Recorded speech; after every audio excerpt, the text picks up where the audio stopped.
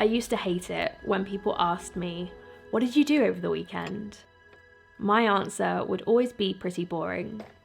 I spent it at home with the family, I did some reading or drawing, or I went to the movies with my husband. These are pretty much my favourite things to do, but they don't quite meet society's standard for excitement.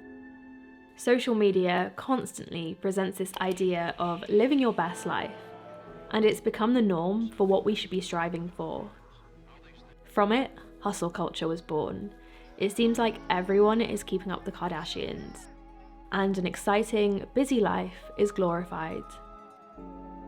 And it's so easy to get caught up in that. I feel like I get caught up in that a lot, and I end up comparing my life to what I see, and I feel like I'm not doing enough or that I'm not enough. But when I think about my ideal day, it doesn't really match what I see on social media. It doesn't have that same level of excitement, success, and happiness. My ideal day is filled with joy. And here's the thing with joy, it's already here, it's everywhere, it's in the smallest, most mundane things. We just have to find it, but we won't find it on our Instagram feed. We're always being swept up with the fast pace of society because we're looking for more. And I think that's why so many of us are anxious and overwhelmed. But when you look for joy in the ordinary moments, you begin to slow down and you get to really experience things. Making a cup of tea and feeling the warm coziness of life. How excited a dog gets when they see someone. Watching the sun rise and set, turning the sky into a palette of different shades every day. Rushing and chasing and being busy isn't really living. This is.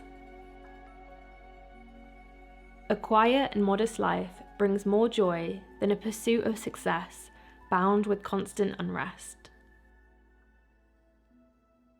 When you're constantly looking ahead at what you want, you don't connect with the people around you. So for the longest time, I felt lonely, and as much as I tried to blame circumstances out of myself, a lot of it was to do with my chase for more. We tend to value goals and success more than we do meaningful relationships. Even if we say we don't, our actions reflect that. We're on our phones when we're in the presence of others, and we neglect those in our life in favour of a more Instagram-worthy social life. But when you focus on the simple things, you become connected in a more meaningful way. Like having a home-cooked meal with your family or spending time with your grandparents whilst you still can. I always thought that to enjoy time with my friends, I had to drink or go to the fancy places and take loads of photos. But recently, my friends and I have been going to cafes with board games, and it's honestly the most fun I've ever had with them. Even with dating, I feel like most people love the excitement of fancy dates and being spoiled with flowers and gifts. But I'd much rather have a boring, stable relationship. Since looking for joy in my life, I've realised how little I actually need to be happy. And that means I don't compare myself to others as much because I feel more gratitude. I don't want to make this seem like it's a really easy thing because it's not. It's so easy to get sucked back into this idea of having more and focusing on what you don't have. So I was really enjoying this slower pace of life until I started my new job, and then I really quickly got back into that old routine of chasing more goals and climbing the career ladder. I also find it really hard because my husband and a lot of the people I know really do have a taste for the finer things in life. And I also have friends who are traveling every other month, which looks really exciting. And most people my age, they are really career and success focused. So it's really easy to get influenced. But when I let go of those external pressures, I just feel more content and I feel at home. To be honest with you, I always thought I wasn't truly living life because everyone else's life looked more exciting than mine. But in reality, I wasn't truly living life because I was looking at everyone else's life, thinking theirs was more exciting than mine. I think most of us do want a simpler life.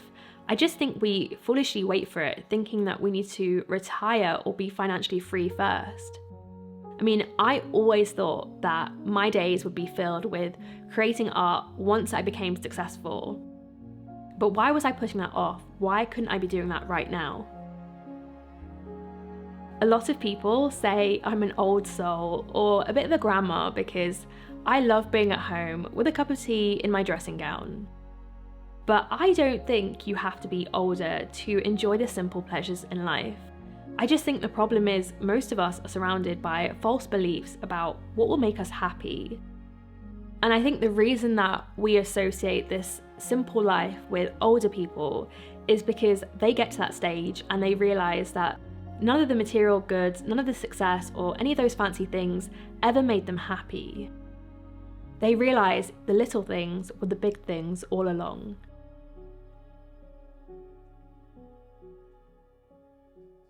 I was actually really lucky. I had a childhood before the invention of iPhones and social media.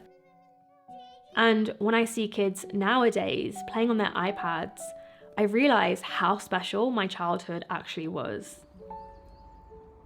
We associate exciting with extraordinary and boring with the ordinary. But whenever we look back at old photos of our grandparents or just any photos from a long time ago, we're not looking for the extraordinary. We're not looking for the big moments, the fancy items, or the luxury holidays. What we get amazed by is the ordinary. We're intrigued by how different phones were back then. We're amazed by what the streets looked like and how families spent time together. And this is the thing we have to remember about the ordinary. When the ordinary isn't there anymore, it's the one thing you miss the most. When you lose someone you love, all you wish for is that moment where they come through the door. When you lose your health, all you want is to go outside and go for a walk. Social media has fooled us in thinking that the extraordinary is only reserved for a few. But it's not. The extraordinary is the ordinary. It's in the mundane. And that's why I know my boring life isn't really boring at all.